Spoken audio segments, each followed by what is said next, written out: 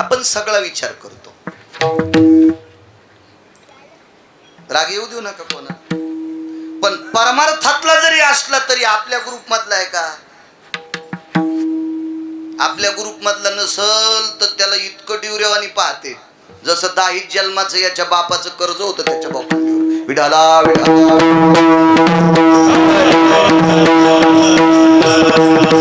देवाची ती वृत्ती नाही. देव फक्त त्याचा भाव पाहतो. आपण दुसरा एक मुद्दा सांगतो. काम ऐकत असताना मी सुद्धा तुमच्यात आलो, कीर्तन करतो म्हणजे फार छान आहे का? नाही, फक्त तुमच्या मधलाच एक शास्त्राचा पुराणाचा अभ्यास करून तुमच्या पुढे बसलेला पारमार्थिक क्षेत्रातला डॉक्टर साहेब मी एक शिक्षक आहे. नाही तर बाकी तुमच्या सारखंच माझं सुद्धा वागणे. काय वेगळा बदल आहे माझ्यात? काय बदल? संतात आणि माणसात फार मोठा बदल असतो. समुद्र नदी नवे पैगा, पाषाण म्हणून लिंगा, संत नवती जगा मानसा. तेव्हा संतात फार मोठा बदल आहे. आपण माणसं आहोत. आपण सुद्धा विचार करतो की आपण समोरच्या व्यक्तीचं काम ऐकतो, पण तो आपल्याला काही देईल का? विटेवरच्या मालकाला पैशाचा संबंध नाही. त्याचे पायी घाला मिठी, मोल नेघे जगजेटी, भावा एका सारी खांदावा हे आपुल्या. पैसे घेत नाही आणि कामही फुकट करत नाही. पैसे याच्याकरता घेत नाही कारण पैसे जिच्या ताब्यात आहेत तिला लक्ष्मी म्हणतात, आणि लक्ष्मी नुसती पत्नी नसून त्याची दासी. पाय धुवावयाच्या दैवा पात्र झाली. आपण जिच्या सोबत लग्न करतो त्या आपल्या पत्न्या येतात.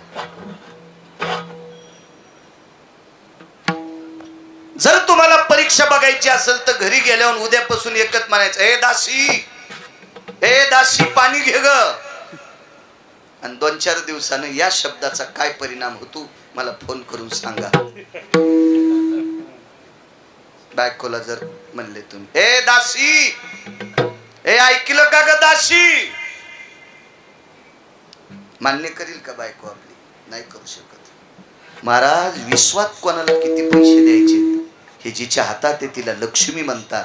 पुराणात प्रचलित शब्द आला. आळंदीच्या मालकांनी तो शब्द प्रचलित, खूप संतांनी. पाय धुवावयाच्या दैवा पात्र झाली. दास्यत्व हे दासीपण स्वीकारण्यासाठी आधी अभिमान सोडून देतात. अभिमान सांडोनी पांडवा गोड सांगतात मालक. पहिला अभिमान जाळून टाकला. पत्नी जरी असेल तरी दास्यत्व करायचं असेल तर अभिमान संपला पाहिजे. पायाची दासी झाली. मग एवढी श्रद्धा लक्ष्मीची देवावर असेल तर लक्ष्मीकडचे पैसे ती मालकाला का देणार नाही? म्हणून त्याला पैशाची गरज नाही. पैसे घेत नाही आणि फुकट करीत नाही. याचा एक अर्थ आहे त्याला भाव लागतो. आणि ज्याचा सात्विक सदाचारी पुण्यशील भाव आहे त्याचं तो काम ऐकतो. आम्ही जरी कीर्तन सांगत असेल तुम्हाला मोठा बेंबीचा देठ तानू तानू, तरी आमचे काम ऐकणार नाही. का? आम्ही सुद्धा एका स्वार्थानं बरबडलो. ते त्या भक्तांचं काम ऐकत आहे. त्याची संत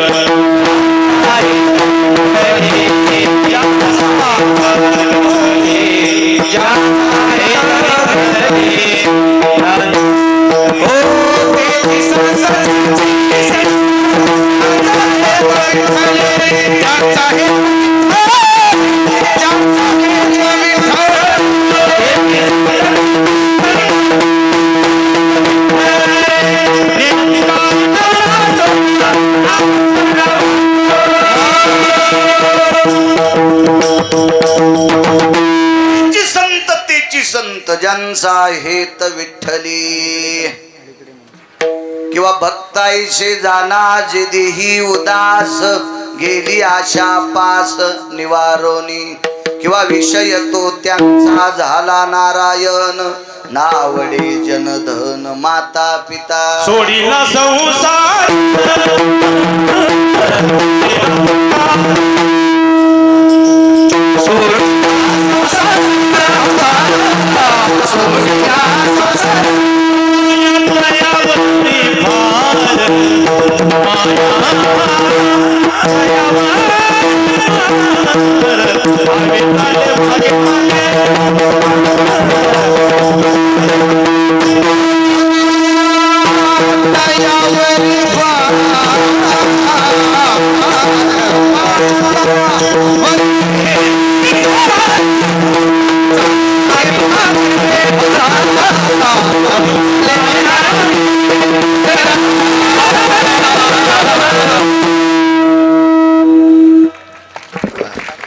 लग्न केलं यालाच नुसतं संसार म्हणते तर असं नाही बरं का, बाकीच्या पसाऱ्याला पण संसार म्हणते.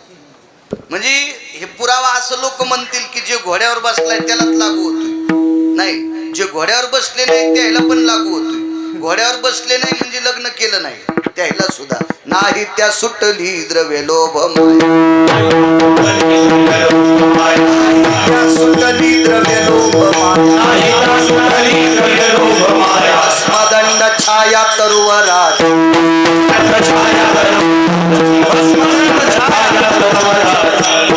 जे घोड्यावर बसले नाही त्याला पण पैसे आवडते. एक जण म्हणला मी लग्न केलं नाही मला पैशाचा काय संबंध आहे. येडपठीस करे मालकांचं वाक्य ऐसा कोणी दावा हे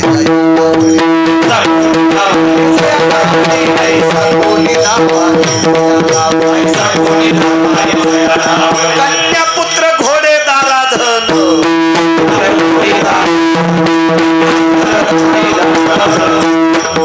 किती पसाऱ्यातून तुम्ही तिघ जण खाली बसा ना, जळतात मागच्या बायाच्या शापान. कारण तुम्हाला पैसे मिळणार आहेत, मला येत यायला येत यायला येत यायला काय बरं पावद्यान गिरगाव करते डोळे भरून विडाला विडाला.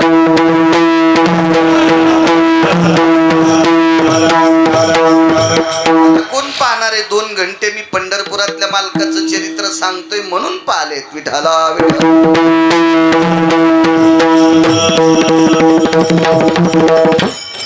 कारण आपल्याला ही माया सुटत नाही याच्याकरता आपण हात मारल्याच्या नंतर त्यानं काम ऐकावा हा आपला दर्जा नाही.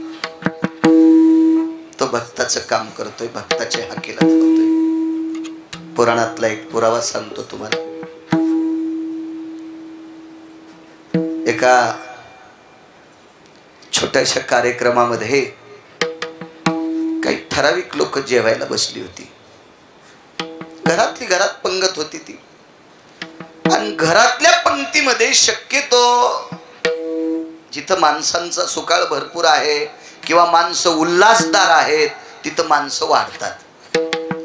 पण बऱ्यापैकी कुटुंब प्रणालीत कुटुंब व्यवस्थेमध्ये घरात जेवायला असल्या महिला पण वाढीत असतात, वाढतात मावल्या. तशी एक महिला काही ठराविक लोकांना जेवायला वाढत होती. करा जरासा गोड आवाज करा, छान आहे साऊंड सिस्टीम, देव चांगलं करेल तुमचं. एक महिला वाढत होती. माझ्या माईंनो ती तुमच्यातली एक होती, तिचं नाव होतं द्रौपदी. सात्विक, सदाचारी, पुण्यशील, पावन, विटेवरच्या मालकावर निष्ठा असणारी, आपल्या कुटुंबावर निष्ठा असणारी, आपल्या कामावर कर्तव्यावर निष्ठा असणारी अशी एक सात्विक व्यक्ती म्हणजे द्रौपदी होती. पंक्तीमध्ये भात वाढलेला आहे, पात्र टाकले, भात वाढला, आणि सुरुवातीला भातावर वरण वाढल्याच्या नंतर तूप वाढत असतात.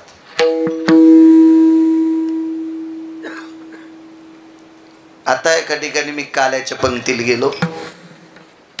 आपल्याकडे पळसाची लावलेली दुरणा असायची, त्यावेळेला तो भात अर्धा भात द्रोणाखाली घेत होते, म्हणजे दुरण हालू नये याच्या करता. आता प्लॅस्टिकचा चौकोपरी दुरण असताना सुद्धा एका बैलानं दुरणाखाली भात घातला होता. म्हणजे अजूनही त्याच्या डोक्यात प्रकाश पडलाच नाही. वान ते आमच्या बाजूला जेवायला बसला होता, काय नशीब आमचं गोड. अजूनही भाताच्या त्या द्रोणाच्या खाली भात, त्या चौकोपरी ते हालत नाही, डोलत नाही, काय नाही द्रोण, तरी भात पोचला त्याच्या खाली. पाकाय स्थितो उदर शुभा निवारण हितार्थाया तन्नुलाग्र सर्वो स्थितो जठरानलो तृप्तावसय. असा अन्नपूर्णेच्या जेवणाच्या परिस्थितीतले काही आलेले प्रकरण.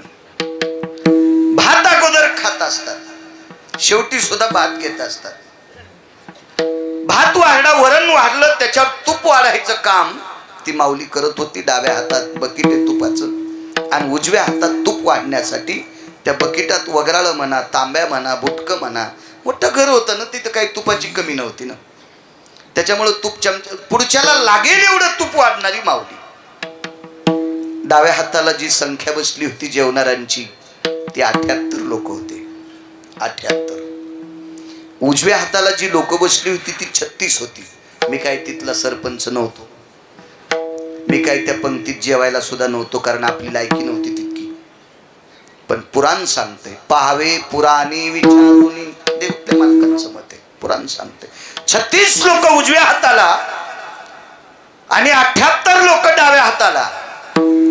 त्या 36 लोकांपैकी जी 5 लोक होते ते वाढणारणीचे पती होते. धर्म, भीम, अर्जुन, नकुल, सहदेव होते. आणि 78 लोकांपैकी 5-4 लोकांची नाव सांगतोय. भीष्म, द्रोण, शकुनी, दुःशासन, दुर्योधन, जयद्रथ आणि एक नाव सांगतो इन्मक. नाव ऐकलं नसेल तुम्ही कधी, वाची जा ना, मोबाईल आहेत तुमच्याकडे भितडासारखे, इचकी जा असे ते पाहायचं पुराण. त्याचं नाव होतं इन्मक. द्वापार युगामध्ये महाभारतामध्ये पंढरीनाथ बुवा सगळ्यात जास्त भडवा आणि हरामखोर कोण असेल तर इन्मक होता. इन्मक होता. भारतीय संस्कृतीमध्ये आपली स्वतःची पत्नी सोडून इतरत्र स्त्रीकडे जो वाईट दृष्टीनं पाहतो त्याला इन्मक म्हणायचं, रावण नाही म्हणायचं. रावण इन्मक हा इतका पापी नव्हता, इतका हरामखोर इन्मक होता. तो इन्मक दुर्योधनाच्या उजव्या हाताला बसलेला आहे. दुर्योधनाच्या डाव्या हाताला त्याचा मामा बसलेला आहे, तो पण हरामखोरच होता. 24 लोक नालायक होते. 24 लोक नालायक होते. ज्याला मोठं व्हायचं असेल का डॉक्टर साहेब, विद्वत्ता अधिक संगतीची सुद्धा ताकद लागते लालाजी. किती माणसं दाखवायची विद्वान असूनही मोकऱ्याच्या संगतीला गेलेले. कुसंगे नाडीला साधू जैसा.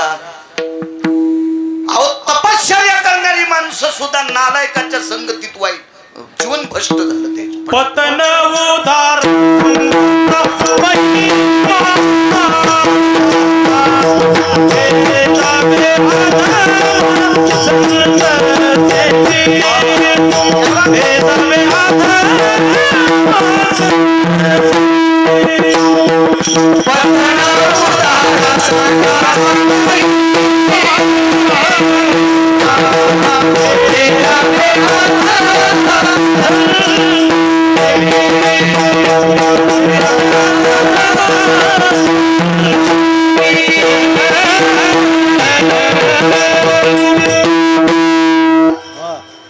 झुपून ज्याला हाणता येतं का त्याला ओरिजिनल शेतकरी म्हणतात.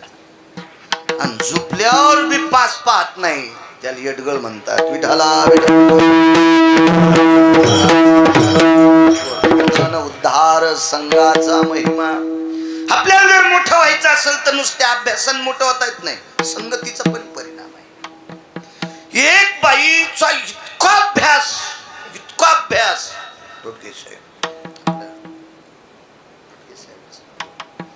रोडगे म्हणले आम्हाला आमच्या तिकडची आठवली. ते बी डॉक्टर साहेबच आहेत. पाकशास्त्रात तिची PhD झाली. मोठा शब्द आहे PhD. पाकशास्त्रात इतकी नाविन्यपूर्ण, इतकी नाविन्यपूर्ण. विद्वान नाही का ती, फार विद्वान. पण पूर्ण स्वयंपाक झाल्याच्या नंतर वाढायच्या टायमाला लाईट गेली आणि दिवा लावला आणि दिव्याची वात वरी करताना बोटानच केली. आता बोटानच करावं लागते ना, पण दिवा होता राखेलचा. पुन्हा हात धुवा का नाही, त्यानंच शिरा वाढला, त्यानंच भात वाढला, त्यानंच पोळ्या वाढल्या. एक थेंबभर राखेलची संगती झाली तर अख्ख्या गावरान तुपातल्या स्वयंपाकाची माती करून टाकली. राखेल काय तिने चमचा 2 चमचे थोडेच ओतलं, बोटाला चिटकलच किती का असेल तिच्या, पण तितकाच राखेलचा संग झाला तर अख्खा स्वयंपाक मातीत गेला. कसे खाते नो. आणि वाईटाचा जास्त पावर असतो, बरं जास्त पावर असतो. 100 लिटर दुधाचं दही करायचं असेल तर इरजण किती टाकते? होय सखूबाई, मंजुळाबाई, द्वारकाबाई, अंतिकाबाई, वत्साबाई, कांताबाई, दुर्गाबाई किती टाकते? 20 लिटर, अर्धा चमचा.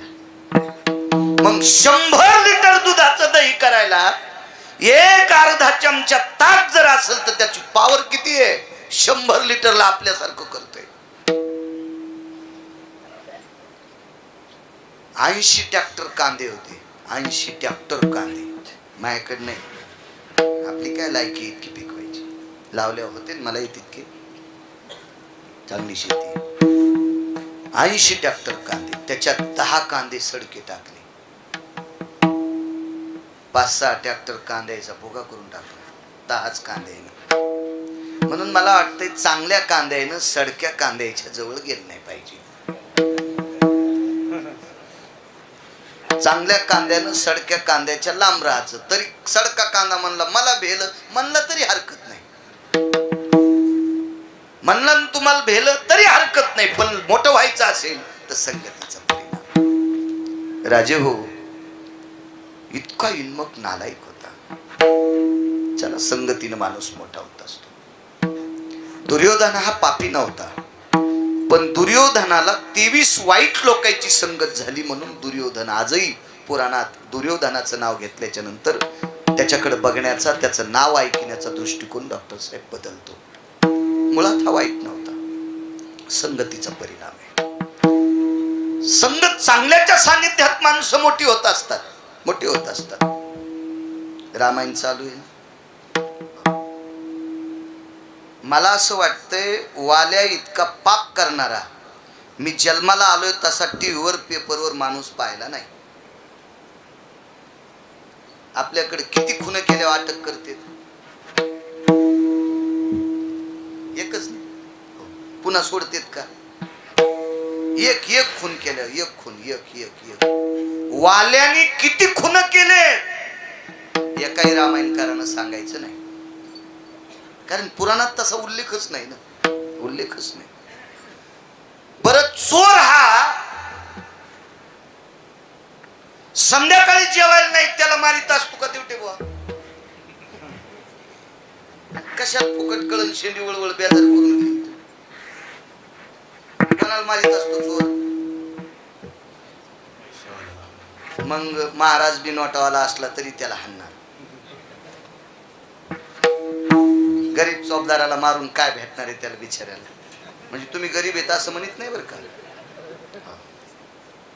एखाद्या वेळेस काही काही चौकदार इतके श्रीमंत आहे, 150 एकरवाला एक चौकदार होता.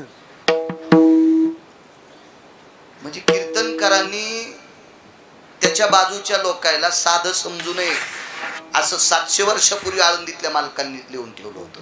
प्रभू तुम्ही महिषाची मूर्ती.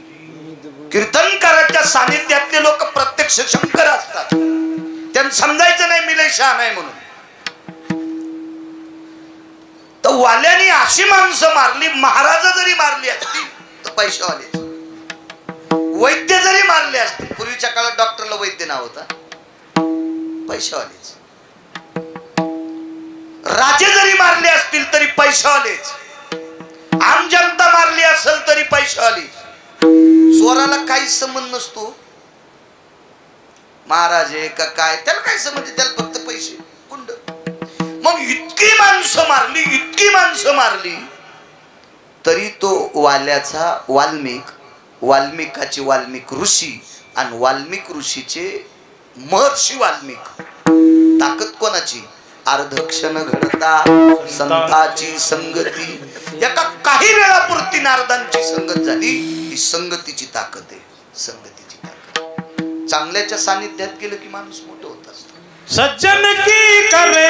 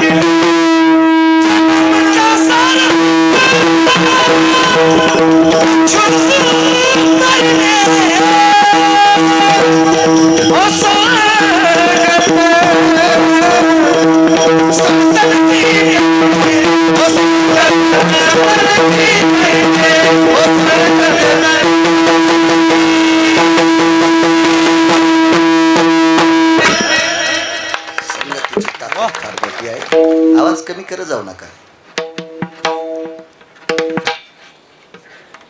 ते म्हणताना आम्ही बोलतच नसतो ना.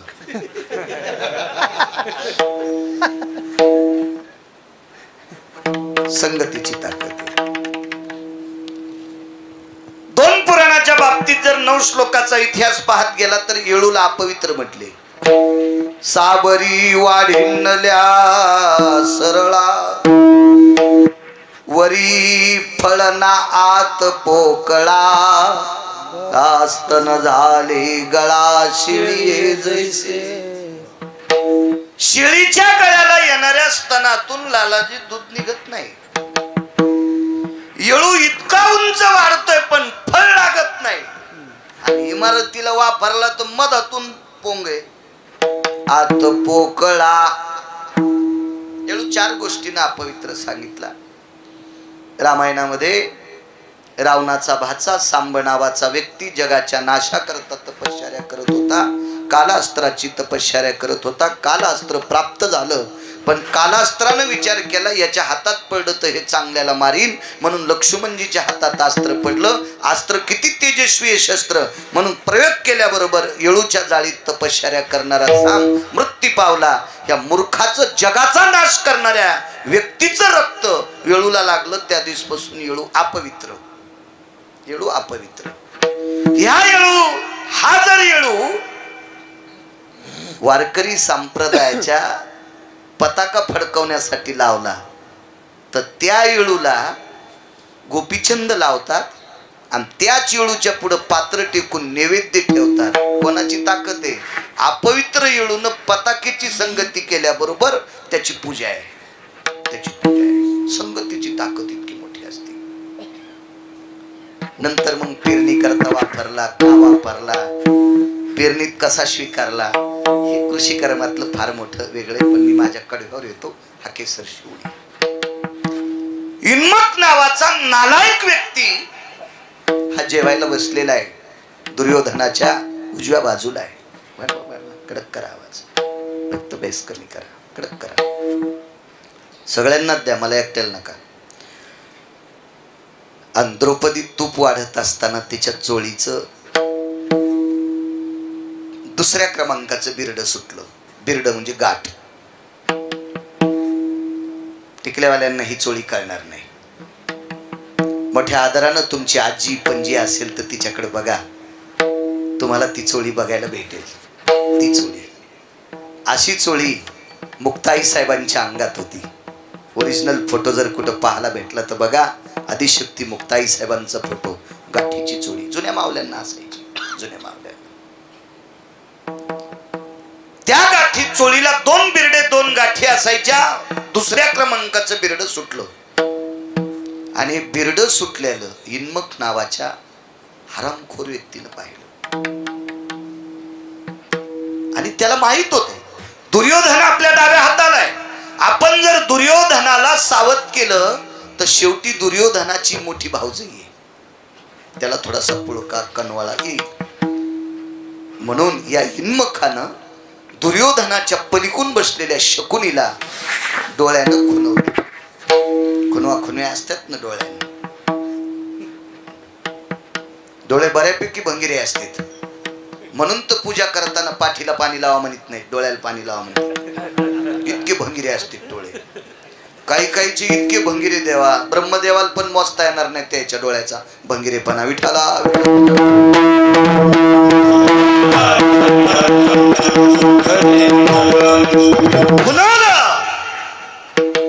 शकुनी शकुनीच होता. फार पापी राजा होता शकुनी, गांधार देशाचा राजा होता. आणि शकुनीला हिन्मखाने सांगितलं, राजन देखो भला, खुणवलं डोळ्याने. शकुनीनं लागलीच दुर्योधनाची उजवी मांडी दाबली, कारण तो डावीकून बसलेला होता. मांडी दाबली. अशे बुवा जी मामाश्री, तुमच्या वहिनी साहेबाच्या चोळीची गाठ सुटली. दुर्योधनानं खाली पाहिलं, हो डॉक्टर साहेब, शेवटी तो पापी नव्हता. आणि खाली पाहून म्हणला, मामा शोभतय का तुम्हाला? भाच्याची पत्नी ही लेकी समान असते. मी जरी तुमचा सक्का भाचा असेल तरी पांडव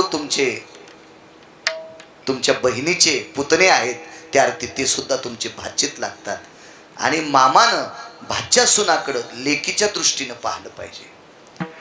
शकुनीच्या अंतकरणात इतकं पाप होतं, इतकं पाप होतं, इतकं पाप होतं. त्यानं सांगितलं, मूर्ख नालायका, तुला अक्कल आहे का? तुला मोठं व्हायचं काही कळतं का?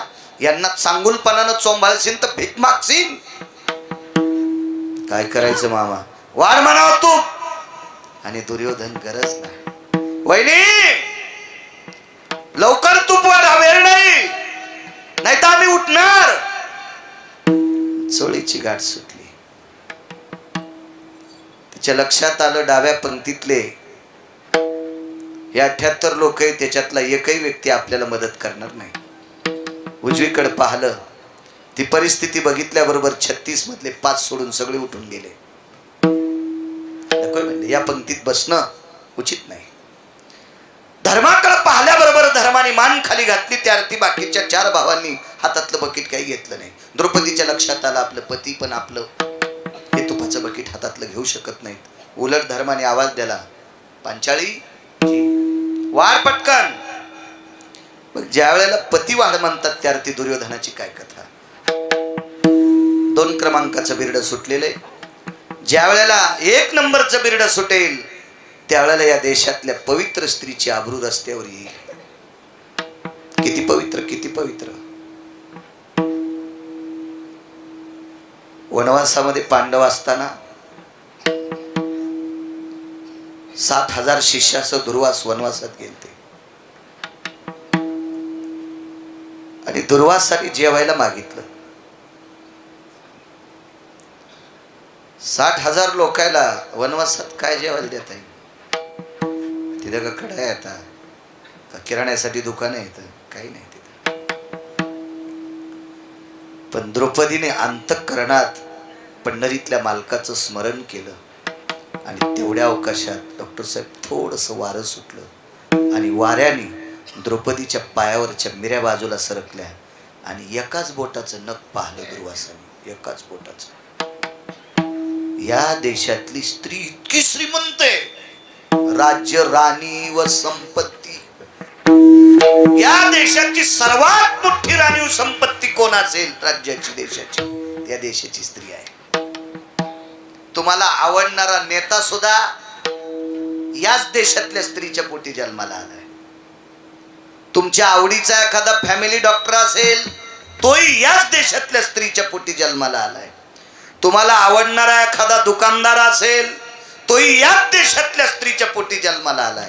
तुम्हाला आवडणारा एखादा महाराज, मृदंगाचार्य, गायक, कीर्तनकार, भागवतकार, रामायणाचार्य तो याच देशातल्या स्त्रीच्या पोटी जन्माला आलाय. तुम्हाला आवडणारी अष्टादश संत सुद्धा याच देशातल्या स्त्रीच्या पोटी जन्माला आले.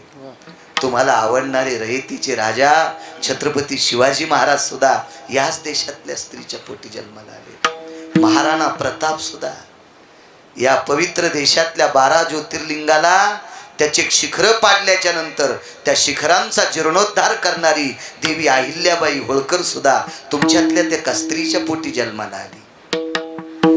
किती पवित्र श्रीमंती आहे देशाची, किती पवित्र. आणि त्या पवित्र स्त्रीच्या पायाचं नख पाहिल्याच्या नंतर 60,000 शिष्याचं दुर्वा जेवून बसले. तिचे होता दर्शन मिळे पोट भरी अन्न. इतकी पवित्र स्त्री, इतकी पवित्र. आणि त्या पवित्र स्त्रीच्या चोळीची गाठ सुटते, जिचं नख पाहिल्याच्या नंतर दुर्वासासारखा 5 रागीट साधू होते. त्यांना पुराणामध्ये शुक्रकोपी म्हणतात. शुक्रकोपी. त्याच्यापैकी दुर्वास 1 नंबरचे रागीट होते. 2 नंबरला सांगता येईल कोण होतं? जमदग्नी. जाऊ द्या. 3 नंबरचे सगळ्या गोळ्या घेतल्या डॉक्टर साहेब, रिॲक्शन येत आहे. त्याच्यामुळे तुम्ही वाटून दुपारी 1 घ्या, संध्याकाळी 1 घ्या असं लिहून देता. माझंही आपण 2च गोळ्या घेऊ, राहिलेल्या 3 पुन्हा पाहू. विठाला अत्यंत रागीट दुर्वास, जिचं दर्शन घेतल्याच्या नंतर नुसतं पाहलो, इतकी पवित्र स्त्री, तिच्यावर जर त्या आबरूचं संकट येत असेल, काय वाटत असेल त्या स्त्रीला? काय दुःख वाटत असेल तिला? 5 पती खाली माना घालते. त्यावेळेला जगाच्या मालकाची विनंती केली, प्रभू कोठे गुंतनाशी बारके चराया, कोठे गुंतनाशी बारके चराया, पीड़ का सकया लाविएला, पीड़ का सकया लाविएला, कोठे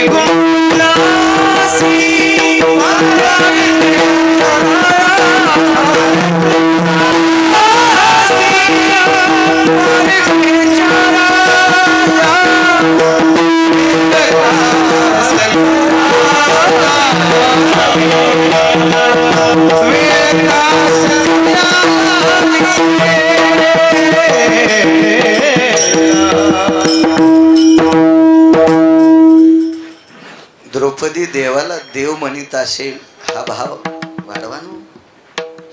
द्रौपदी देवाला देव म्हणत असेल, हा भाव तुमच्या अंतःकरणात राहू द्या.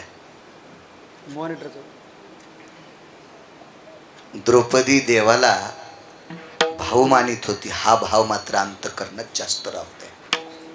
हे तसं काय नसते. ते का पाणी एक अडवायला येत असते, तिथून वाढवा लागते. टाटरचं बटन नाही दाबल्या, मोठं हिर किती भरलेली असली तर कुठून पाणी फेकेल ती. विठाला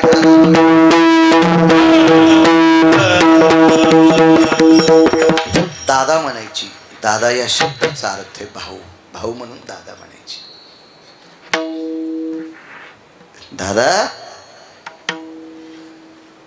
अरे तुझ्यासारखे रक्ताच्या नात्यातले 2 पाठीराखे होते रे, त्याच्यातलं एक गेलाय आणि एक जिवंत आहे, तो पांचाळ नगरीमध्ये आहे, येऊ शकत नाही. दादा परम पावन सात्विक सदाचारी पुण्यशील 5 पतीशी पाणी ग्रहण केलंय. धर्मनिरपेक्ष आहेत, सात्विक आहेत, सदाचारी आहेत, वारकरी आहेत. पांडव वारकरी पाहती पांडव अखंड वनवासी परित्या देवाशी आळविती आठविती भजन करणार आहेत. ते हातातलं बकेट घेऊ शकत नाही.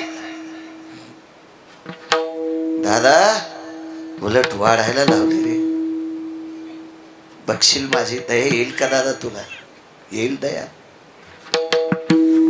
2 नंबरचं बिरड सुटलेले, गाठ सुटलेली आहे आणि दुसरं बिरड 14 सेकंदात सुटणार आहे, फक्त 14 सेकंदात. आणि या 14 सेकंदात तूप वाढत असताना त्याला श्रद्धेनं हाक मारली, देवा बघ रे दादा बघ.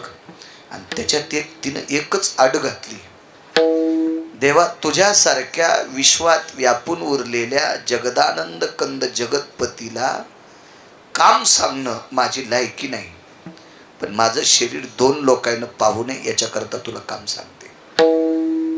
पांडव तर पती आहेत, नवऱ्यानं शरीर उघडं पाहिलं काय, झाकलं पाहिलं काय. आणि 78 लोकांतले 2 जर काढून दिले तर बाकी सगळे हरामखोर होते. हरामखोर म्हणजे मूर्ख, मूर्ख म्हणजे वेडा. आणि येड्या माणसाला काय कळत असते, झाकलं पाहिलं काय आणि उघडं पाहिलं काय, वेडे.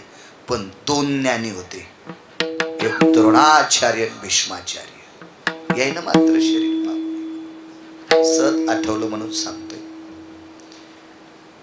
द्रोणाचार्याला ज्या वेळेला श्रुतीनं प्रश्न केलता वरे गेल्यावर, पितामह तुम्ही एवढे अधिकारी आहात, तुम्हाला 4 भीषण प्रतिज्ञा केल्या, 22 प्रतिज्ञा केल्या, म्हणून तुम्हाला पितामह भीष्माचार्य पदवी, भीषण प्रतिज्ञा 4 22 म्हणून पितामह भीष्माचार्य पदवी तुम्हाला प्राप्त झाली.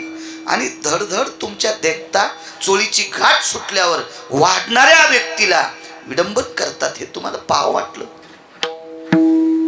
जीभ दातात दाबली आणि म्हाताऱ्यानं खाली पाहिलं. अडचणीत होतं म्हातारं. नाही तर म्हाताऱ्यानं सांगितलं असतं, हे दुर्योधन, काय अक्कल आहे तुला, मोठी भाऊजाई आई समान असते, मूर्ख आहेस की काय. ऐकत नव्हता का दुर्योधन. एका गोष्टीत दबलेलं होतं म्हातारं. तुम्हाला एक कविता माहित असेल डॉक्टर साहेब, फार जुनी कविता आहे. या देशावर इंग्रजांचं राज्य होतं, त्याच्यातून आपण वाचलो. आपल्यावर निजामाचं होतं, मराठवाड्यावर. बाकी भारत देशावर पगडा इंग्रजांचा होता. इंग्रजात 2 हरामखोर लोक होते आणि त्याच्यामधल्या 2 पैकी एक इतका बुजदिल होता की तो जाणून बुजून गंध लावणाऱ्या शिपायाला त्रास द्यायचा. या काळी गुरुजी, या गंध लावणाऱ्या शिपायाला तो जाणून बुजून त्रास द्यायचा. काडतुसाला गायीची चरबी लावायचा. आणि डॉक्टर साहेब ते काडतूस दातानं तोडावं लागायचं. मग त्यावेळेला हिंदूची जी फौज होती, सैन्य होतं, या सैन्याच्या जिभेला गायीची चरबी लागायची. या पुढे चरबी लागायची. हातगावून आले ते, नांदेड मधलं हातगाव. विडाला विडाला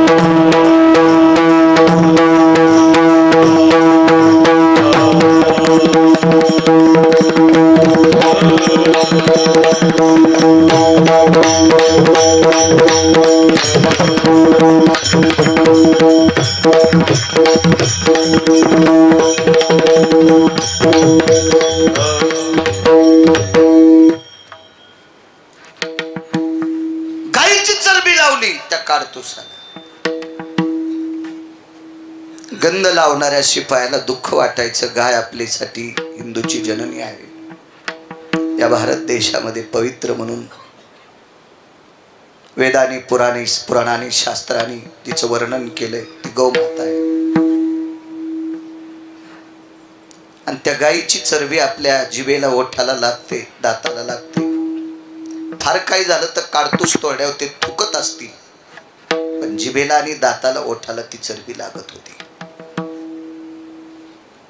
त्या काळातल्या तात्विक व्यक्तीने एका शिपायाला गंध लावणाऱ्या गळ्यात तुळशीची कंठी होती, माळ होती तुळशीची, कपाळाला गंध होता. त्याला विचारलं, का रे, तुला काही वाटत नाही, गायीची चरबी काडतुसाला लावली आणि तू तोडतोस. त्याला हात डॉक्टर साहेब पोटावर ठेवला. याचा प्रश्न आहे रे, याचा प्रश्न. त्याला त्या तात्विकाने एक कविता लिहिली. नच उलटे काळीज त्याचे, नच उलटे काळीज त्याचे, परिशरमिंदे अन्नाचे, नच उलटे काळीज त्याचे. त्यांना सांगितलं, अरे मी उलट्या काळजाचा नाहीये. भाकरीचा प्रश्न आहे रे, हे जाणून बुजून असं करतात रे. तसं भीष्म नावाचे पितामह एका ताटाखालचं ठराविक काळापुरतं मांजर झालते, नाईलाज होता. आणि या पवित्र द्रौपदीनं विटेवरच्या मालकाला, द्वारकाधीश कृष्ण परमात्म्याला भाऊ म्हणून हाक मारली, देवा फक्त या 2 पवित्र लोकांनी माझं शरीर बघू नये. बाकी जाऊ दे, हे सगळं करताय काही विषय नाही.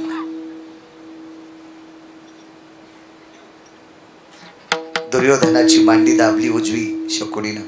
दुर्योधन पुन्हा बोभावला. वहिनी साहेब, दुर्योधनाचं वाढा म्हणलेला आवाज ऐकल्याबरोबर मरण द्रौपदीला परवडत होतं. मरण मरण मरण परवडत होतं. मरण एक फार दिवसापूर्वी माझ्या अभंग वाचनात आला. सर्पमाथा मनी,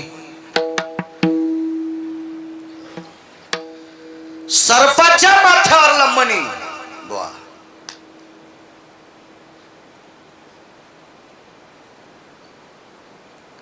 एक माफी मागून एक शब्द त्याच्यातलाच आहे. पतिव्रतेचे स्तन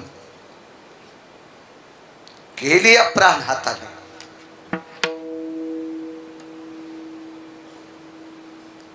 भारत देशातली एका पवित्र स्त्री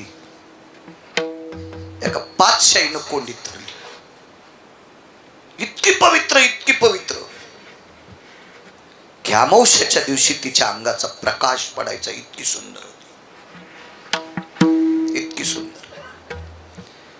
त्या प्रांतात यवन राजा होता. शक सांगता यायचं नाही, मला आठवण नाही आता. फार दिवसापूर्वी वाचले मी, 27 वर्षापूर्वी वाचले नाही. आता मला तुम्ही वेळ देईनात वाचायला.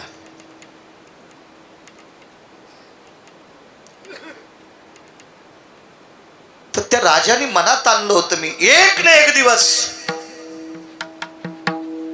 माझ्या अंतःकरणातल्या कामाचं सुख हिच्या शरीरासोबत घेईल.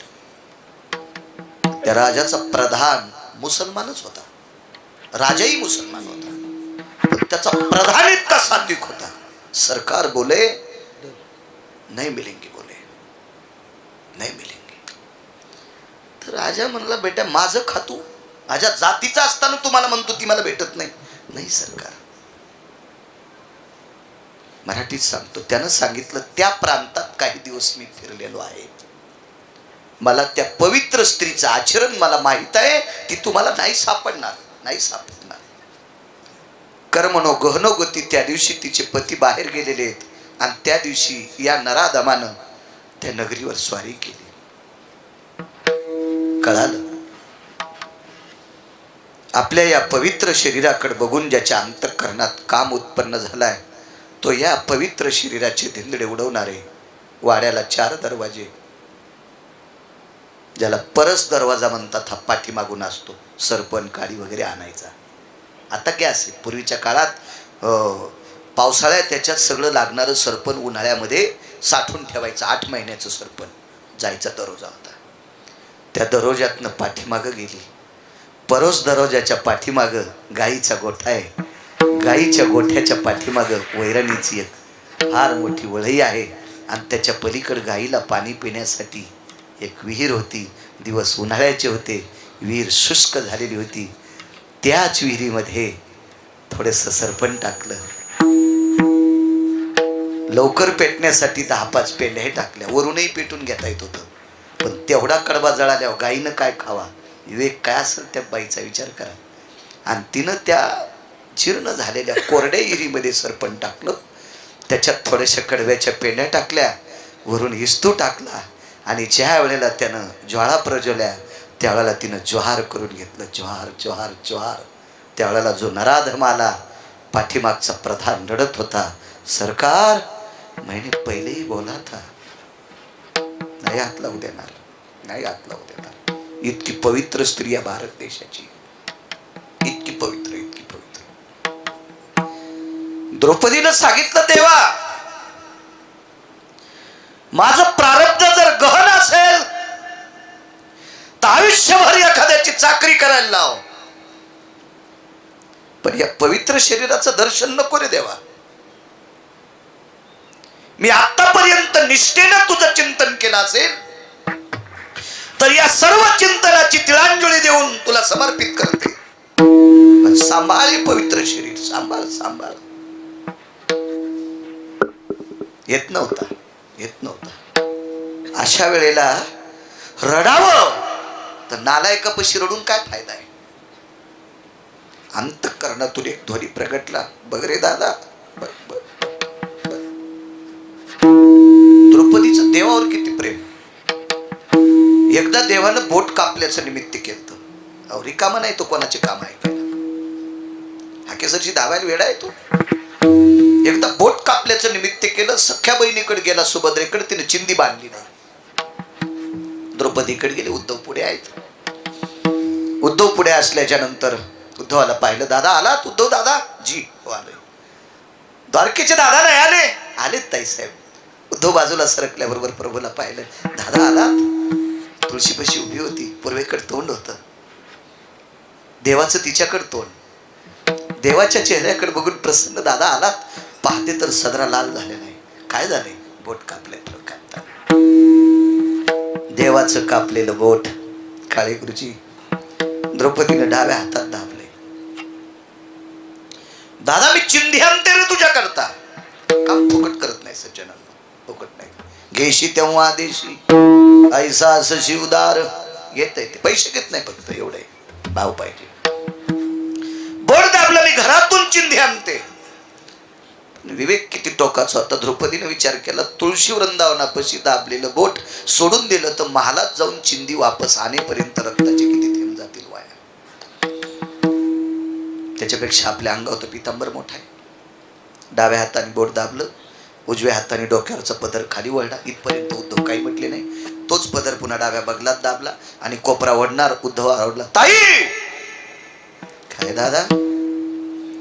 कपाळावर कुंकू असल्याच्या नंतर बाईनं पदराकडनं नाटी फाडू नये. विस्तारपूर्वक नाही सांगत, वेगात सांगतोय. तरी पण द्रौपदीनं तो शब्द ऐकल्याच्या नंतर चिंदी फाडली आणि बांधली. चिंधी बांधिते द्रौपदी हरीच्या बोटाला. एक शपथ पण पुरावा आहे. भर जरी ग पितांबर दिला फाडून, द्रौपदीची बंधू शोभे नारायण. द्रौपदीची बंधू शोभे नारायण. अभंगातला नाही, शपथ आहे. नंतर कोणीच कोणी याच्या करता लगेच सांगून टाकायचं. उद्धवानी पुन्हा विचारलं, ताई एक बोलू मी?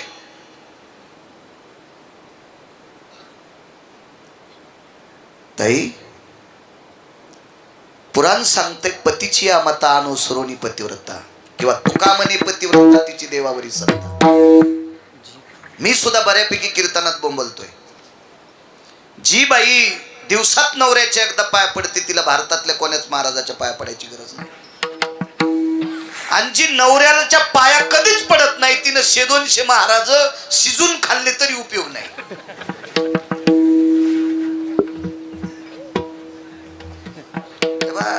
नियमाची चौकट आहे. चौकटीच्या बाहेर केलेला, नियमाच्या आचारसंहितेच्या बाहेर केलेला परमार्थ कवडी मोल असतो. कवडी मोल असतो. आई वडिलांचं दर्शन घेणारा मुलगा इतका पवित्र, इतका पवित्र, किती पवित्र सांगू तुम्हाला, त्याच्या तुकोबराय पाया पडतात. गिरगावचा बाळ्या तर त्याचे पाय चाटीन.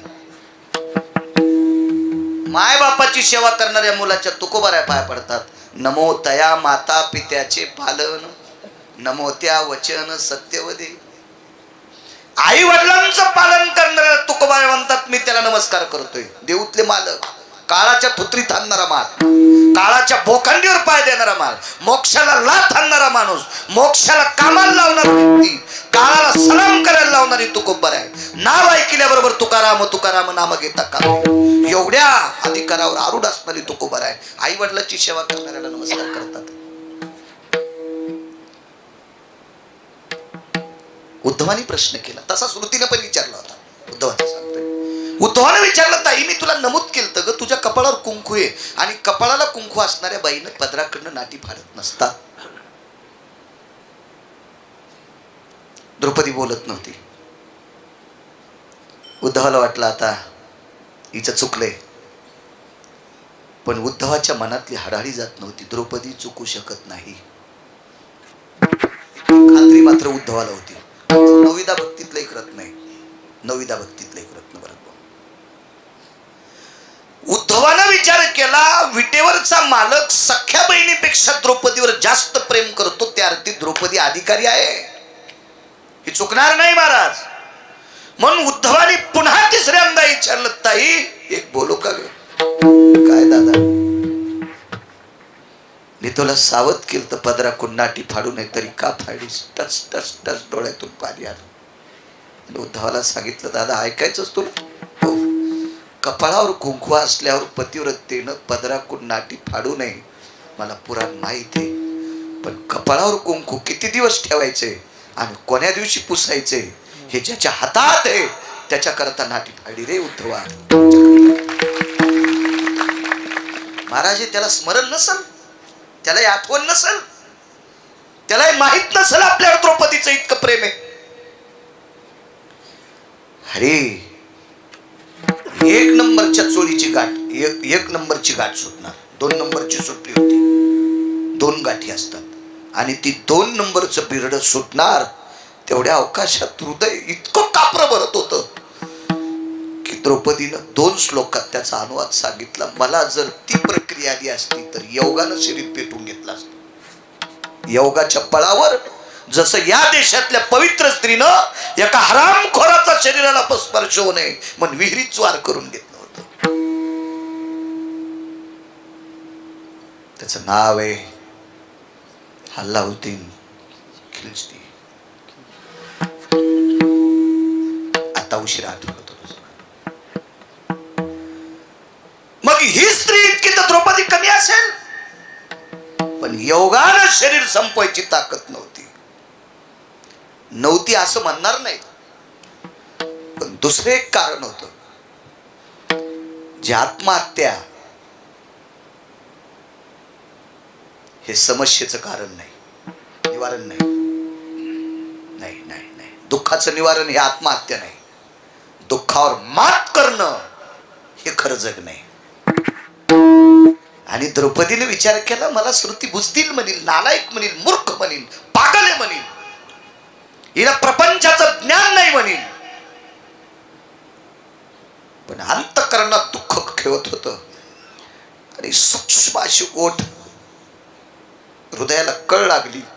आता हे बिरड सुटणार आणि पवित्र शरीर पापी पाहणार. किती ओठ फाकले असतील माहिती? फक्त तिळ जापुरते, तिळ तिळ. आगा ओष्टास अनने सुस्थिती तिळाघ्राती जायते, पुराण सांगते. आणि तिळा एवढंच रूप धरलं पंढरपुरातल्या मालकानं, तिळा इतकंच. आणि त्या तिळा इतक्या रूपानं श्वासात प्रवेश केला आणि 2 हात शिल्लक झाले. 2 हात पहिले होते. डाव्या हातात तुपाचं बकेट आहे, उजव्या हातात बुटकं आहे आणि 2 हात त्याच्या करता तयार झाले. ताई मी तुझ्या हृदयात आहे, मार सुटलेली गाठ सोडीची. हाक मारल्याबरोबर जगाचा मालक आला. बहिणीची करुणा हा केसर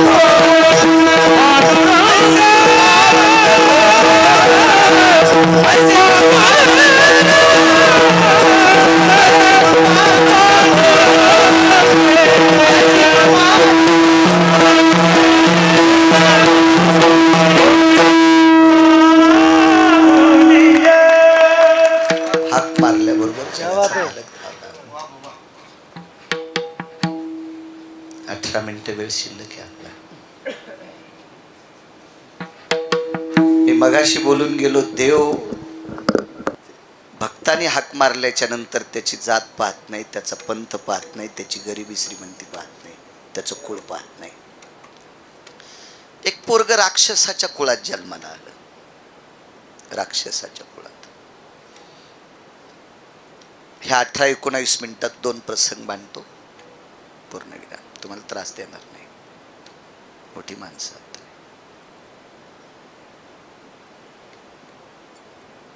लांबून आलेत काळे सर, डॉक्टर साहेब सुद्धा बसलेत, त्यांना सारखे फोन येते. तुम्ही जसे अध्यात्मात आहात तसेच काही ठराविक डॉक्टर मला आध्यात्मिक क्षेत्रात पाहायला भेटले. आदरणीय डॉक्टर प्रदीपजी हुशे साहेब, जालना हॉस्पिटल. तुमच्यासारखंच पारमार्थिक क्षेत्रात त्यांचाही व्यासंग फार मोठा आहे. बऱ्यापैकी डॉक्टर महाराष्ट्रात पाहायला भेटले, सात्विक. तुमच्यासारखी विद्वान शैक्षणिक क्षेत्रात, वैद्यकीय क्षेत्रात उंच भरारी घेऊन तुम्ही कीर्तनात बसल्यावर आमचा एक स्वार्थ आहे.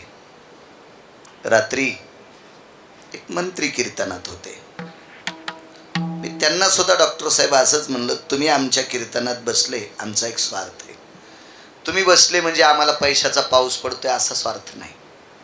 कारण शैक्षणिक क्षेत्रात उंच भरारी घेतलेला, राजकीय क्षेत्रातला, वैद्यकीय क्षेत्रातला, व्यापार क्षेत्रातला, नाना प्रकारच्या उच्च स्थितीत गेलेल्या क्षेत्रातली व्यक्ती अध्यात्मात बसली की बाकीचे लोक लाजून परमार्थात येत असतात.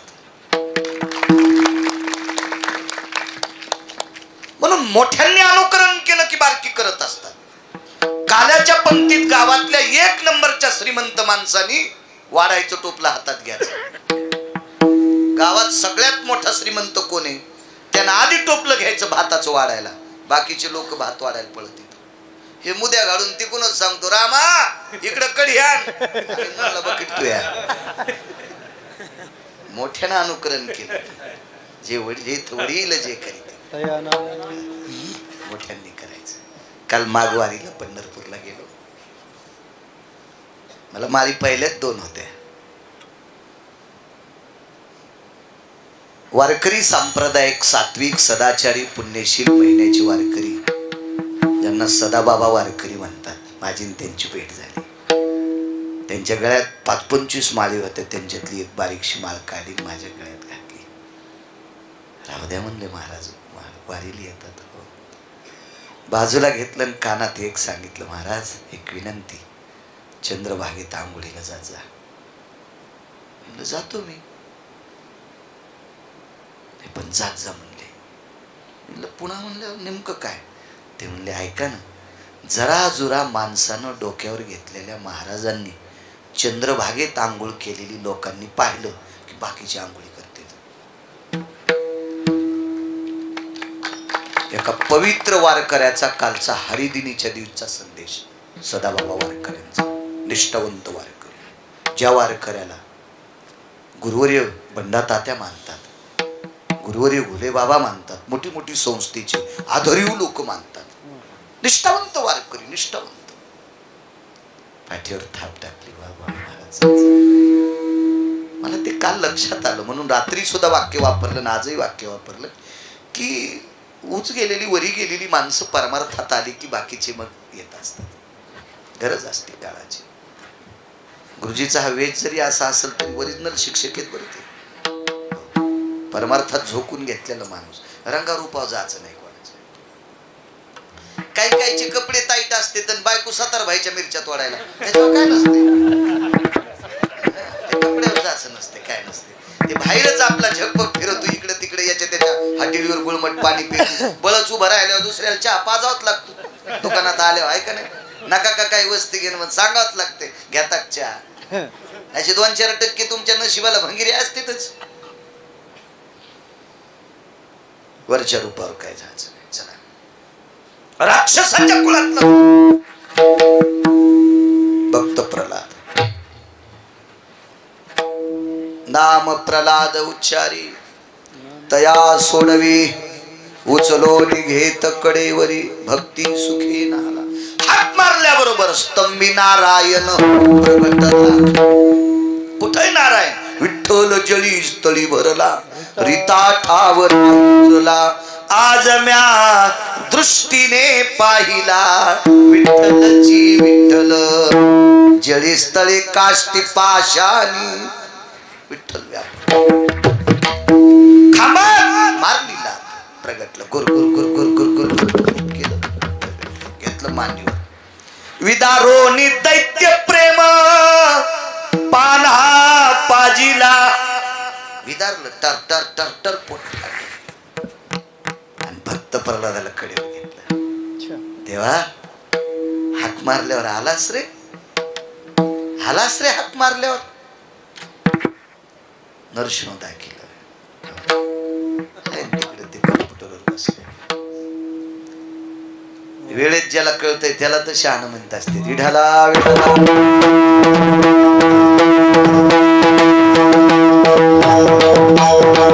एक म्हणला मला दिवाळीच्या दिवशी धुरुडा करायचा सुंबळेस का काय धुरुडा दिवे लावून नसतो ना सुंबळ्या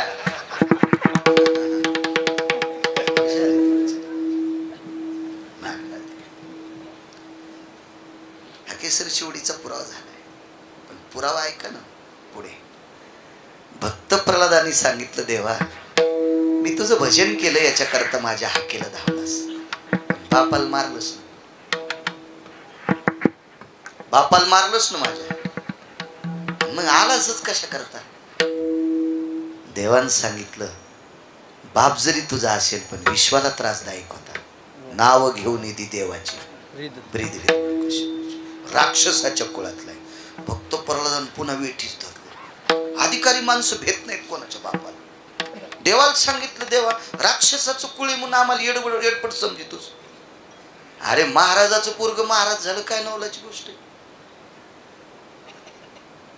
ज्याचा बाप 24 तास दारू पितोय त्याचं पोरग जर महाराज झाला असेल तर त्याची पाठ थापटायची परंपरा नाही त्याला बाकीचे भक्त एखाद्या परंपरेतून आले असतील पण मी राक्षसाचं पोरग आहे ना काही जाण ठेवणं पण काळजी करू नको तुझ्या कुळाला नाव घेत नाही त्याच्या कुळातली सून केली प्रल्हाद विरोचन बळी बाणासुराची मुलगी उषा आणि उषा अनिरुद्धाला पत्नी केली ही पंढरपुरातल्या मालकानं नामधारकाच्या हाकेला धावतो इतकं नाही मागचं पण मिटून टाकित हिम्मत नाही पुन्हा कोणाची राक्षसाच्या कुळाला वाईट म्हणायची हो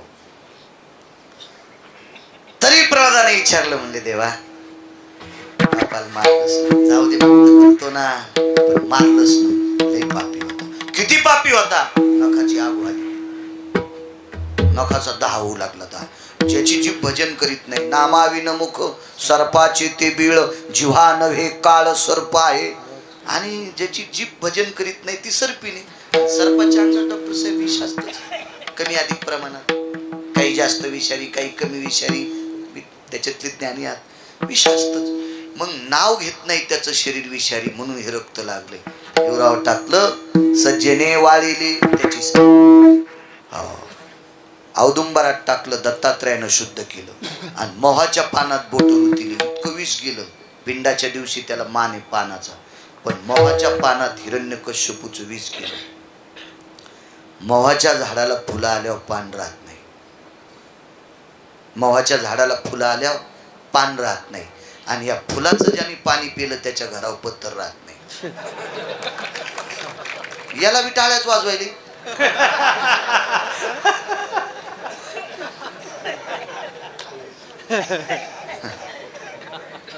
किती विष मग इतक्या विषारी माणसानं त्रास दिल्यावर एका भक्त करता हा केसर शिवडी एक पुरावा देतो ईश्वरबा तुम्हाला आणि भेटलाच वेळ तर नामदेवबा तुम्हाला बी देतो पण थंडीचे दिवस येत लोकांना कोणाला शुगर वगैरे असती त्रास देऊ नये किती चांगले बैल असले तरी आपला बांधा आला की बैल आखडी पाहिजे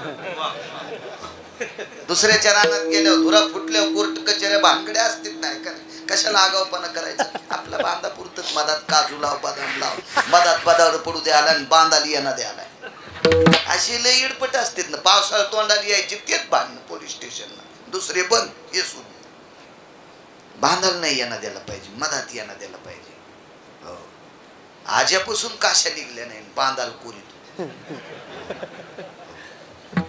बाप तर काशाच्या ढिगात जळाला इतक्या रानात काशा तरी त्या काळीनं आणि बांधाच्या कडीला आवत आलं की तिकून शेल्यावर पाय देतो एकदा उताना झाला तो थोत्रात कणीस गेलं जेवारीचं नाही रुमण्याचं कणीस रुमनं धरायला त्याला कणीस म्हणते ते थोत्रात गेलं फार दात पडली तरी बांधालाच यांना देतो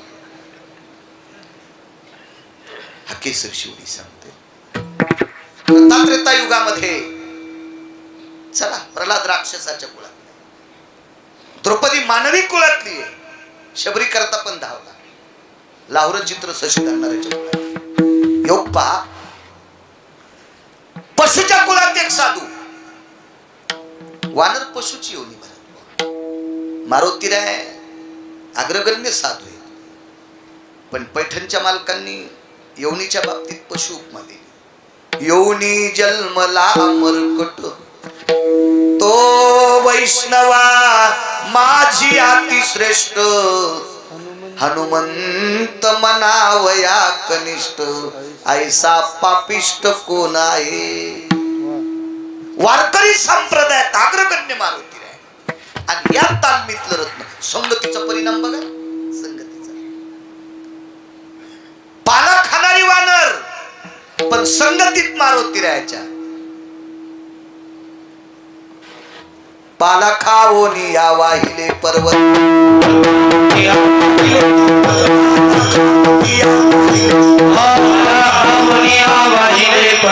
आंधियला सेतू सिंधुवरी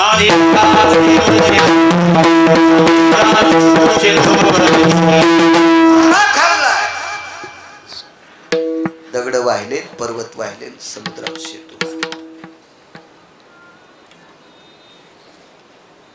यानं स्वतःच्या जीवाचं बलिदान दिलं धर्माचा ध्वज सांभाळण्याकरता वेगात सांगतो कुंभकर्णाच्या हाताने मृत्यू झाला मारुतीराच्या पायावर देह पडला हाडामासाचा गोळा पडला चुरा झालेला होता किती भजन करीत होता भरलेला हात रावणाच्या कानाला लावला रावण कुंभकर्णाचा हात तोडणार तेवढ्या अवकाशात सांगितलं दादा तुला राग येण्यासाठी नाही ऐकवत रे पाहिनं रामप्रभूच्या पक्षातलं वानर मेल्यावर सुद्धा त्याचं रक्त राम राम म्हणते रे मला एकच म्हणायचंय इतके इमानदार माणसं ज्याच्या बाजूने ते आपल्याला ऐकणार नाही त्याची बायको देऊन टाकणं भावानं सांगूनही भंगिरेनं ऐकलंच नाही इतका रावण रगुल होता चला मारुतीरायनं तो पिंड उचलला प्रभू रामचंद्राच्या हातावर दिला प्रभू रामचंद्राने विचारला हनुमंता हरा मासाचा गोळा आहे मास आहे रक्त आहे मज्जा आहे तंतू आहे हाड आहे त्वचा आहे काय देवा जरा कानाच्या जवळ घेता का त्याच्यातून राम नामाचा ध्वनी येत होता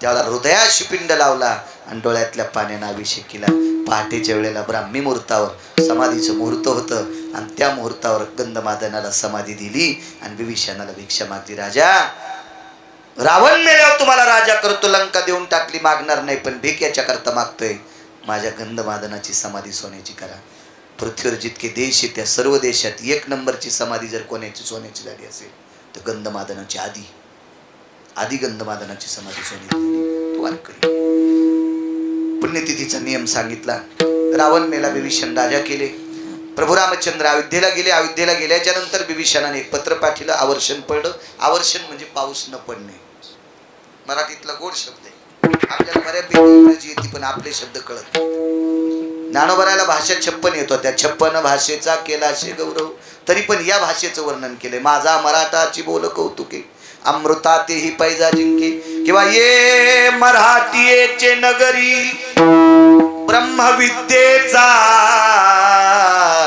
सुकाळ काय किती वर्णन केले किती आपलं सांभाळून बाकीचं सांभाळलं पाहिजे भाषा किती शिका पण आपली विसरता कामा नाही आपली राहिली पाहिजे मला वाटतंय पूर्णला पूर्ण भाषा यावा पण मुलांना आईला आईच म्हणावं किंवा माय म्हणावा भाषा पूर्ण यावा पण मुलांनी वडिलाला बाबाच म्हणावं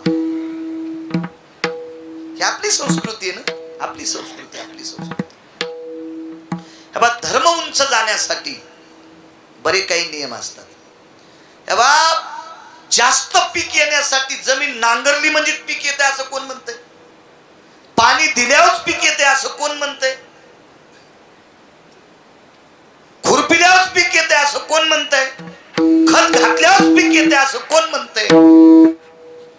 त्याच्यासाठी बियाचा दर्जा पण तपासावा लागतो,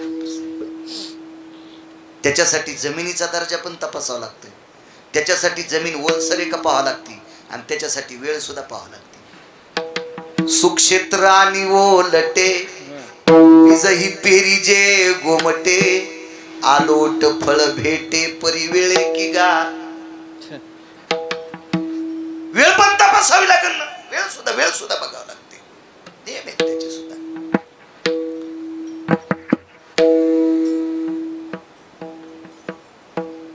मळण धरते त्याला खळ म्हणतात, आणि खळ्यात मळलेलं मदन एका बाजूच्या जागेवर टाकतात, त्याला कोणती जागा म्हणतात? कॉपी करायची नाही. सांगता येईल? सांगता येईल? नाही सांगता यायचं. त्याला वांढ म्हणतात. विढाला विढाला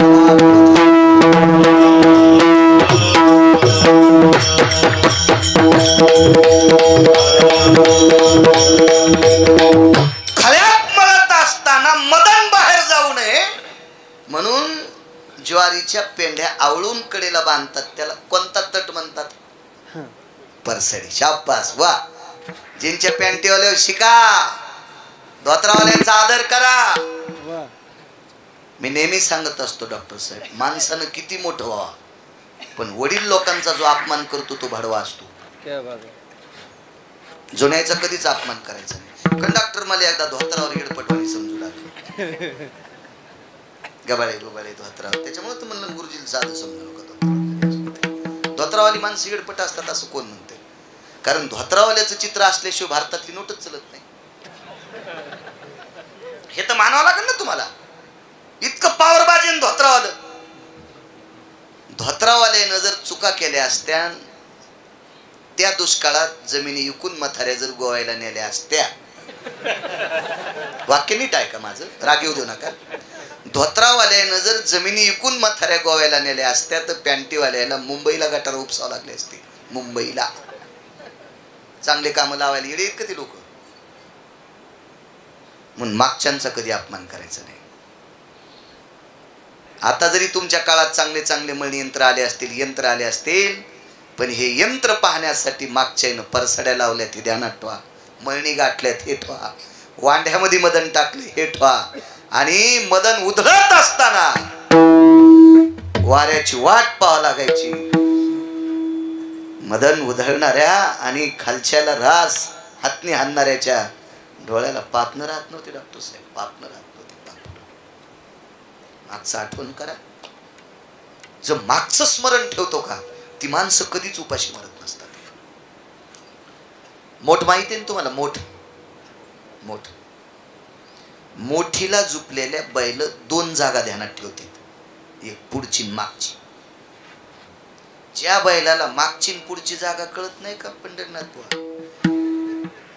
ते बैल एक तर बगाडी रीत टाकीते, नाही तर बगाड मोठ आणणाऱ्याच्या बोकांडीवर ओढीते. काय का माझं पुढे आहे का? मागची आणि पुढची जागा. बैलाला पुढे दिसते, मागचं दिसत नाही.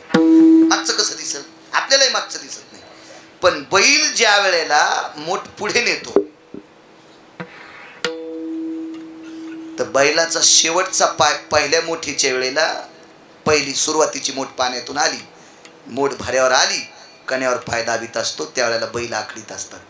भाड भाड भाड भाड पाणी वाजलं की पहिल्याच चक्राला बैल समजितोय याच्या पलीकडे पाय जाऊ द्यायचा नाही. आणि त्याच्या पुढं एक ईदभर जरी एक पांड बैलानं टाकला तर बगाड मोठ आणणाऱ्याच्या अंगावर. आता पाठीमागची बाजू दिसत नाही. तर ज्या वेळेला मोठ भरायला पहिल्यांदाच मोठ आतमध्ये गेली आणि कण्यावरचा दोर ताणून धरला की मोठीचं ते मधात जात होतं, मोठ भरत होती. बैलानं पक्क लक्षात घ्यायचं, आता हे शेवटचा पुढचा पाय इथंच आला पाहिजे. हा पाऊल जर एकदा मागं घेतला तर बगाड बैलन मोठ आणणारा इरीत. महाराज, बैलाला ज्ञान होतं मागचं आणि पुढचं. बैलाला मागचं आणि पुढचं ध्यान ठेवत होते. पहिलं चांगल्या कपड्या घातलेल्या बैलाला अजून आखली नाही का डॉक्टर साहेब? त्या गोळ्या अजून उपलब्ध नाही का? नाही तर दवाखान्यात मिळाल्या असत्या. ही वैचारिक अक्कल येण्यासाठी वैचारिक पातळी ज्यांनी सांभाळली त्या लोकांच्या सानिध्यात जावं लागेल. मागचं विसरू नका. जी माणसं जुनं विसरतात का ती माणसं सगळं मात्र करीत असतात. हा देश मोठ्यांना मानणारा आहे, आधारी लोकांना मानणारा देश आहे.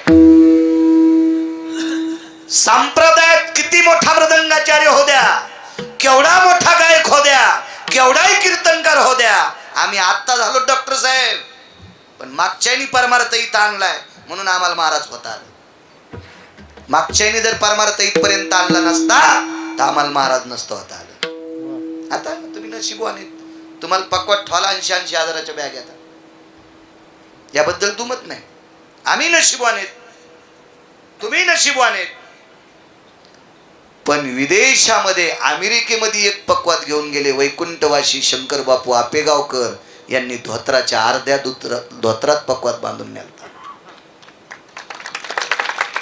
ते वडील माणसांनी पक्वात तिथपर्यंत आणला, तुम्हाला इथं येता आलं. मागचे जे कीर्तनकार पायी पायी जाऊन कीर्तन केले त्यांच्यामुळे आजच्या गिरगावच्या बाळ्याला टपराच्या का होत नाही गाडीत बसायचा योग आलाय. त्याने जर इथपर्यंत परमार्थ नसता आणला तर आम्ही गाणेच म्हणले असते, याच्या त्याच्या दारात जाऊन गाणे म्हणावं लागले असते. म्हणून मागच्याचा कधी अपमान करायचा नाही. जी मोठ्यांचा अपमान करत असतात का त्यांचा दिवा कधी वाटोळीत असतो. बऱ्यापैकी लोकांना निंदा करायची सवय लागली. समोर आल्याच्या नंतर गोड बोलणार माघारी. जेने मुखे स्तवी तेची निंदे पाठी लावी, ऐशी आधमाची जातीन त्याचे तोंडी पडो माती. समोर आल्याच्या नंतर स्तुती करायची, माघारी निंदा करायची, त्याच्या तोंडात माती पडल. येत कुलोभय जायते कुलक्षयाति सर्वस्थितायाम यत् प्राप्ते पुत्रे शुभय स्थितायाम अनिष्टोकारास्त तेवच. 2 पाप सांगितले. असं करणाऱ्या व्यक्तीला वंश वाढत नसतो 1, किंवा वाढा वंश तर मूर्ख लेकर जन्माला येत असतात 2. विठाला विठाला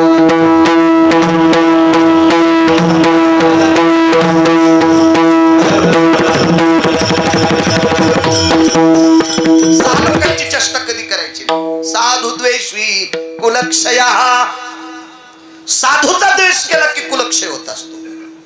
महाराज पंढरपुरातल्या मालकाच्या 2 पोर आहे ना, एका महाराजाचा द्वेष केला तर सगळे दारू पिऊन मेले, एकच वाचलं. ते बी का वाचलं? एका महाराजाचा प्रसाद खाल्ल्यामुळे वाचलं. त्या वारकऱ्याचं नाव सुदामदेव. बाकी सगळे मेले मैरेक नावाची दारू पिऊन. एका साधूचा एका साधूची चेष्टा केली, समाधी केली, पत्र आवर्षण पडलं. याच्यावर आवर्षण पाऊस बंद पडला आणि विभीषणाने पत्र लिहिलं. भगवान मर्यादा पुरुषोत्तम प्रभू रामचंद्र अयोध्या नरेश जगदानंद कंद जगतपती. नाना प्रकारच्या उपमा दिल्या. आमच्याकडे पाण्याची अडचण आहे. सीताई साहेबांना सांगितलं प्रभू चारी बाजूने समुद्र आहे. भगवान सांगतात सीते समुद्र खारा आहे ना ग, पिण्याच्या योग्यतेचं नाही, ते पाणी कसं पिता येईल? दादाजी नाही पिता येत. मग पाऊस पडला नाही ना, तर पत्र घेऊन येणाऱ्याला प्रभू रामचंद्राने विचारलं तुमच्याकडे एखादा उत्सव झाला की नाही? पाठीमागे लिहिलं एका वारकऱ्याचा उत्सव करायचा विसरलात, याच्याकरता आवर्षण पडले. हाकेसर शिवडी सांगतोय, हाके करता जगाचा मालक धावत असेल, डोळ्यातल्या पाण्यानं अभिषेक केला असेल, समाधी दिली असेल, सोन्याची समाधी केली असेल, इतक्या पुरतं नका बघू. अधिकार किती मोठा असतो नामधारकाचा. आणि विभीषणानं ज्या वेळेला समाधीची पूजा केली, उत्सव केला, त्या दिवशी एक असा प्रसंग घडला. चैत्र महिन्यातली तृतीया होती. चैत्र महिन्यात कडकड ऊन असतं. चैत्र महिन्यातली शुद्ध तृतीया होती. या तृतीयेच्या दिवशी त्या वारकऱ्याने जगाच्या मालकाला हाक मारली. हाक काय म्हणून मारली माहितीये का? हे जगदानंद कंद पतये, तुला निसर्ग बदलावा लागेल. पंढरीनाथ बुवा, उन्हाळ्यात पाऊस पडतो याला अकाली पाऊस म्हणायचं. सोप्या भाषेत अवकाळी पाऊस म्हणायचं. अवकाळी मोसमी पाऊस असतो का? पण त्या वारकऱ्यानं सांगितलं देवा माझा आदेश आहे. अरे मेल्यावर पठ्ठ्याचं रक्त राम राम म्हणत होतं, तुला माझं ऐकता येत नाही? निसर्गात बदल कर. आणि चैत्र महिन्यातल्या शुद्ध तृतीयाला निसर्गात बदल झाला. आणि पाऊस पाळला आणि लंकेतला भजन करणारा राजा सुखी केला. हात मारल्याबरोबर जगाच्या मालकाला निसर्गातला बदल करून त्याचं काम करावं लागलं. म्हणून मालक पलीकडे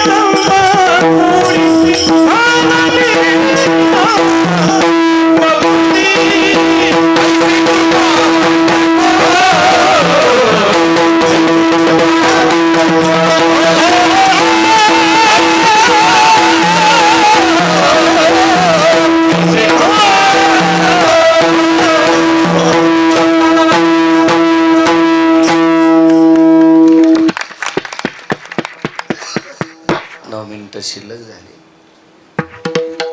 सद्गुरु रविदास महाराजांचा उत्सव आहे सध्या चालू. अष्टादश संतांपैकी आई वडिलाची सेवा करत असणाऱ्या व्यक्तीला कोणाही देवाकडे जाता आलं नाही. डॉक्टर साहेब गुरुजी म्हणून त्या आई वडिलांची सेवा करणाऱ्या संत रविदास महाराजांनी देवाला विचारलं. मी तर काशीला गेलता. देवाला सहज बूट चप्पल शिवायचा धंदा होता. बुटाला चपलाला टाचे मारता मारता रविदासांनी देवाला विचारलं, हे विश्वनाथा, हे जगदानंद कंद जगतपते पंढरी ईश परेश पांडुरंगा, हे काशी विश्वनाथा, देवा मी येऊ शकत नाही रे तुझ्याकडे. महाराज इतक्या श्रद्धेनं हाक मारावी आणि विटेवरच्या मालकाने, काशीतल्या मालकाने चांबडे बुडवायच्या कुंडात प्रसाद पाठीला. रत्न जडित कंगन, नियत तेरी अच्छी है तो किस्मत तेरी ताशी है, कर्म तेरा अच्छा है तो घर में मथुरा काशी है. रविदासांना कंगन पाठीले. काय ऐकत नाही. पण आई वडिलाला झोप येत नाही म्हणून शेंडीला दोरी बांधली होती आणि दोरी मागच्या घरात बंगई होती. त्या बंगईवर बुट शिवता शिवता मान हलायची आणि मान हल्ल्याबरोबर शेंडी हलायची आणि बंगई हलायची. आई वडिलाला काम करता करता जोगा देणारा व्यक्ती संत रविदास महाराज. अशा परम पावन साधूचा सुद्धा याच आठवड्यात उत्सव आहे. उपस्थित सर्व श्रोत्यांना प्रणाम करतो. रतनाचार्य भरत महाराज त्यांना धन्यवाद देतो. आदरणीय पंढरीनाथ महाराज, किशोरजी महाराज, चे नामदेव महाराज आदी करून सर्व वारकऱ्यांना पुनश्च धन्यवाद देतो, प्रणाम करतो. साऊंडवाल्यांना धन्यवाद देतो, कॅमेऱ्यावाल्यांना धन्यवाद देतो. अंधेरच्या टिकून हातगावकडून काळे सर आले, त्यांनाही धन्यवाद. आदरणीय डॉक्टर उडगे साहेब माऊली हॉस्पिटलचे सर्वात ते सुद्धा आले. उपस्थित बऱ्यापैकी ज्येष्ठ श्रेष्ठ. वाटते तुम्ही काळकोंडी काल्याला आलतो तुमच्याकडे. काळकोंडीकर सर्वात अगोदर फार दिवसापूर्वी तुमच्याकडे रामकथा केली ती. खूप दिवस झाले त्यावेळेला, खूप दिवस झाले. तुमच्याकडे एक साधूचा अधिष्ठान. याही ग्रामदेवतेला प्रणाम करतो. सद्गुरू नामदेवरायाच्या चरणी साष्टांग दंडवत करतो आणि माझ्या वाणीला विराम देतो. विठोबा रखुमाई.